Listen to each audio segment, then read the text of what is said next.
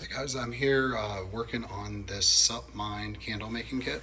So my daughter actually, took my other daughter to a school event, and I came home and she said she got 2 orders for candles from classmates or teachers. So she gave me very explicit instructions of how to make these. And so I am making them for her. So I've already melted the wax, so it comes the wax comes just like this, and I filled this tin up. I'm boiling some water behind it. We do have a burner as well, but I figured we'd speed it up a little bit because I'm ready for bed, and I'm using the stove top to boil the water, or get it hot enough at least. I think it's 185 degrees, and I just added the color.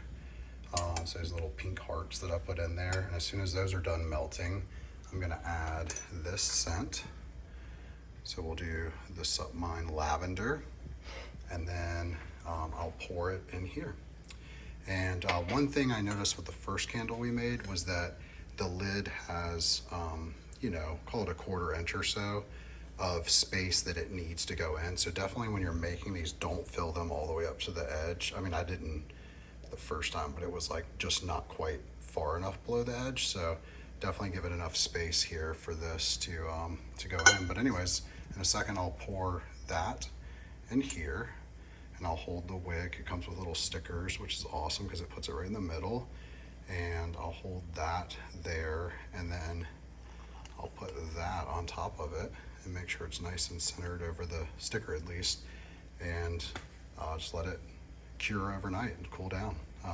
Maybe 24 to 48 hours, but this one will be more like 8 to 10 hours because my daughter's taking them to school tomorrow. So anyways, just figured I'd show you guys how you make candles with the SUPMIND candle making kit. Awesome, awesome, fun thing to do with my daughter.